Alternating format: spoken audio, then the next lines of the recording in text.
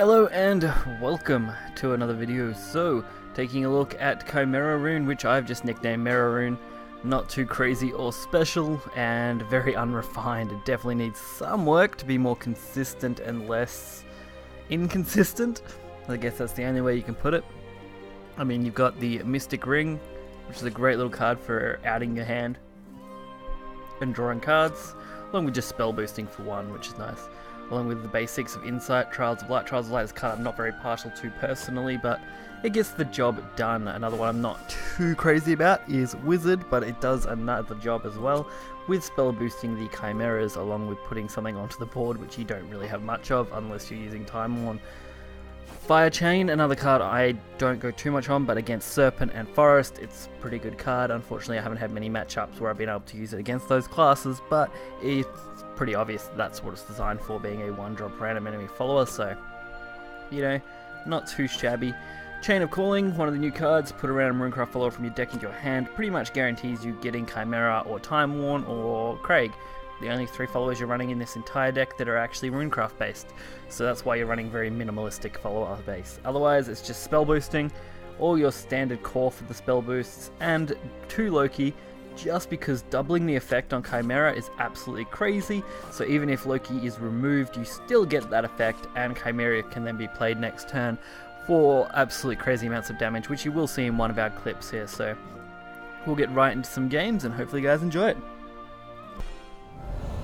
Alrighty, so our first game is against Sword. I think we have a couple of Sword games and just a normal Earth Rune type deck, which is fairly interesting. Most of these games are reasonably close. Like I said, this is an unrefined deck, so it does not perform entirely optimally and is a fairly inconsistent deck currently, but hopefully with some refinement, and if you guys can find ways to tune it, it could definitely make for a very strong and very interesting deck. Bringing back a archetype that I really like for Rune, and that is Spell Boost Follower. It'd be nice to see more emphasis on the followers being spell boosted. So, Chain of Calling, great way to get Chimera into hand. That's pretty much the main reason I like that card. It's a pity I don't draw more often. It would make things a hell of a lot easier, but having Chimera in your early game is crucial. If you don't have it by, say, turn 4, usually you're going to lose because you're not going to be able to boost Chimera enough by turn 9, and you've also got to survive, which is another real difficult thing. Especially against Sword decks. I've had a couple of really lucky games against Sword, where they've been very, very, very close right up to the end. But so, as you see, Trials of Light, card I don't enjoy much, but does its job, does the draw, gets the spell boosting. Maybe, just maybe, this magic will help. Being able to boost these giants is just so important. The Chimera is just crazy powerful when it goes off. Stay away from the academy. Other than that, you just focus on spell boosting and controlling the board up until about turn 8, turn 9, when you're looking to hopefully play the combo or just defend so you can play Giant Chimera on the curve. Also, having 2 Chimeras doesn't hurt, because sometimes if the first one doesn't finish them off, you can pretty much guarantee the board clear and a large chunk of health, and then the second follow-up is usually lethal, so not too much of a concern there. And since a lot of people are playing very unrefined decks as well, it's not a bad testing ground just to see, you know, how this deck could work if it ends up just being completely forgotten in the meta in the future. So keeping your hand size usually isn't too hard. Sometimes you will empty most of your hand, but you can usually get enough draw power back that you don't need to worry about that. Quite often though, you will be put in positions like this where you are low on health and you've got to try and work your way out of the ditch. Not something I enjoy doing, but definitely something that you will find you doing yourself a lot.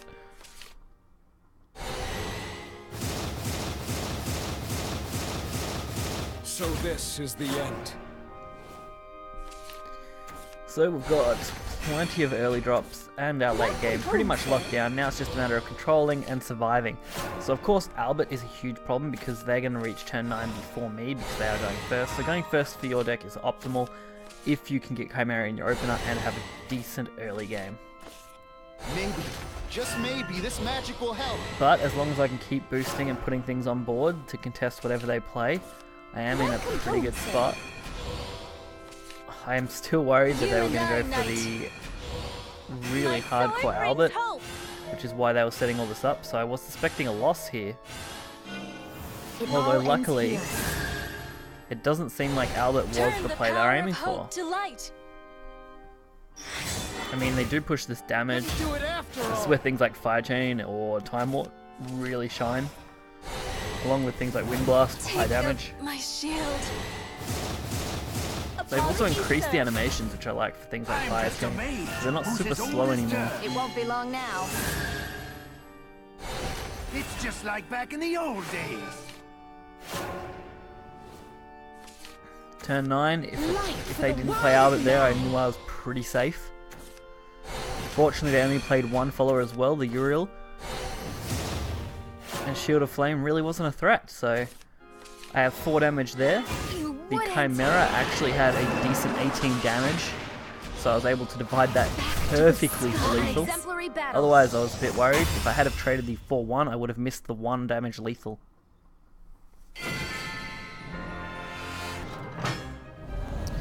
Next up, we're versing Rune, which is an Earth Rat rune, so I guess you're an looking interesting for a little fight. deck. I mean, Earth Rune has always been interesting. There's a few different variations, different ways you can take it. I jumped the whole hand. I found most of those cards pretty useless. Getting Chimera, really good. You want to mulligan for that pretty hard if you can. Unless you know you've got enough draw power, that's not really going to be an issue. Or you've got chains, which is pretty good odds that you're going to draw into a Chimera, considering out of all the cards you're running, Chimera is a 1 in 3 in that situation, provided you haven't already drawn other cards.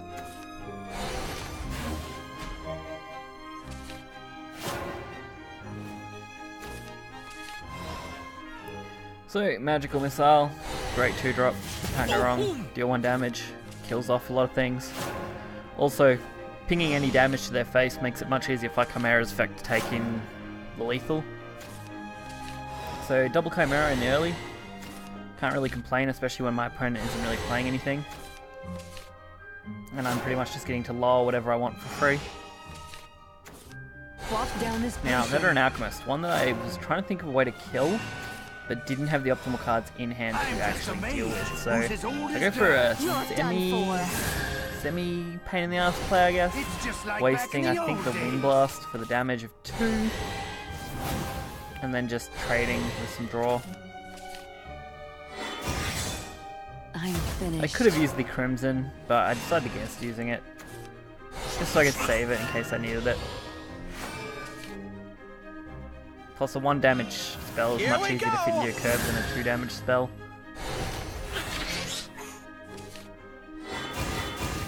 I'm all tuckered out.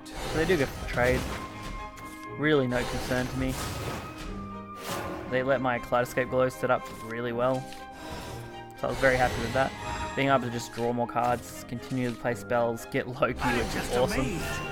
Which you are about to see the Loki combo coming up soon. Really great combo.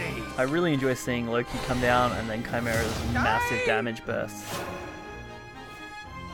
Chimera's massive damage bursts on their own are absolutely insane. It's definitely a Rune turn 9 finisher. I'm thinking a D-Shift Chimera deck would be interesting, along with maybe a Daria Chimera deck. There's plenty of different ways that you could use the Chimera.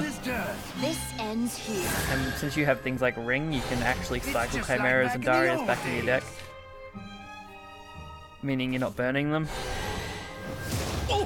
So we put them to 10. Kind of overkill, honestly.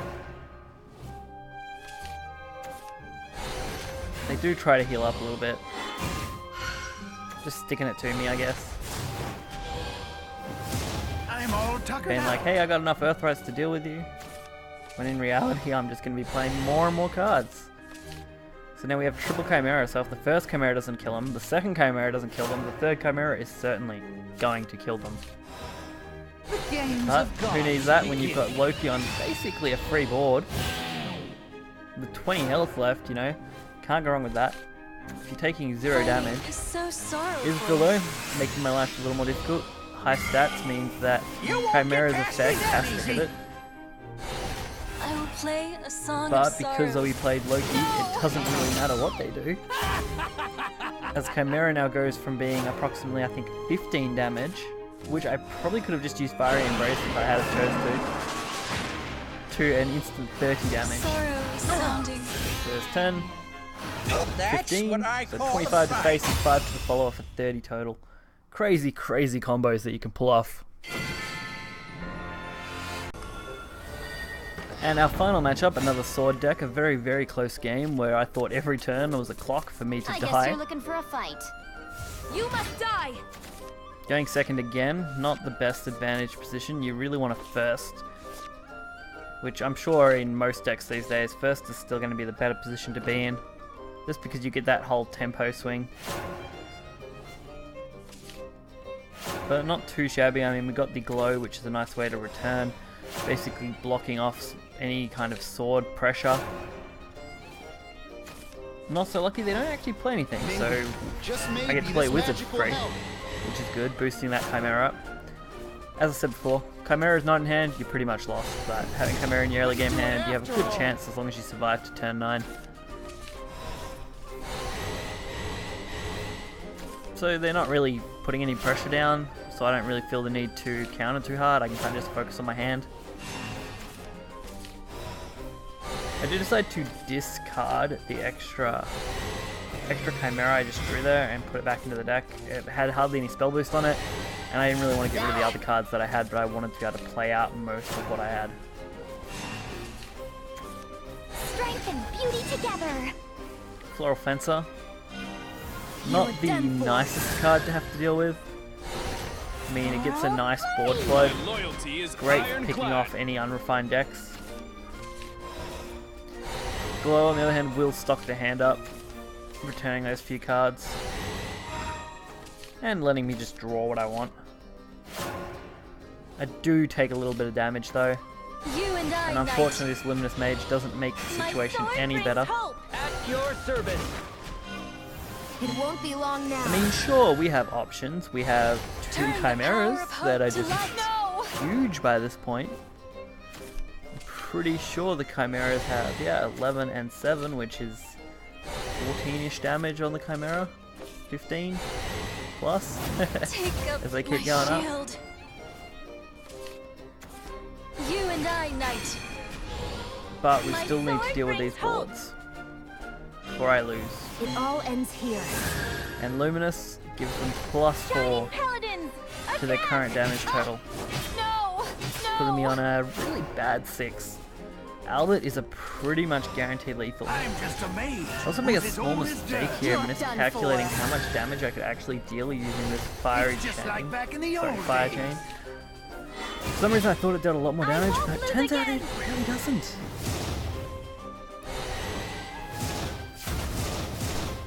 Luckily I did get rid of the floral, but for some reason I thought I was going to get a full board clear off it. So, luckily no Albert. Primal Guard, Primal General, sorry, not an issue. Turn the power of hope to light. We have double Fiery Embrace. We have Wind Blast. Plenty of cards that give us options. Plenty of ways to trade. I'm just amazed. Maybe not the optimal trades. Like, if I had have thought about this, I would have evolved this mage first, rammed it into the 3-2, kept both mages, and then rammed the 4-1 into the 4-4. That way, I would have got to have kept a mage on board.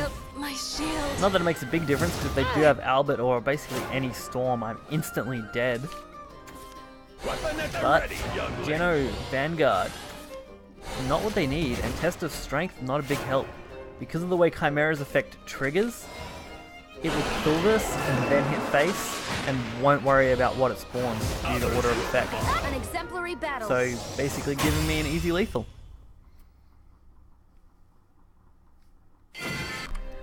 So I just want to say again, this deck is very unrefined. There's definitely a lot of inconsistencies with it, and it will fail pretty hard against heavy aggro decks and even a lot of mid-sword decks just because of the pressure they can put down before turn 9. And you don't have a lot of good ways to deal with it. You have a few options, but nothing that I would consider extremely consistent that you're going to be able to play every single game and easily deal with. But those turns where you do pull off the Loki and Chimera combos and just pull off the Chimera in general, they feel absolutely amazing. So if you guys want to have some go with this deck, the deck list will be in the description below as always. I'll probably do an update to this deck in the future, maybe even different variants of this deck, whether it be Earthrite, whether it be D-Shift or Daria or something like that that includes Chimera, because it's such a fun card. So if you enjoyed the video, hit the like button and subscribe, and I will catch you guys next time. See ya.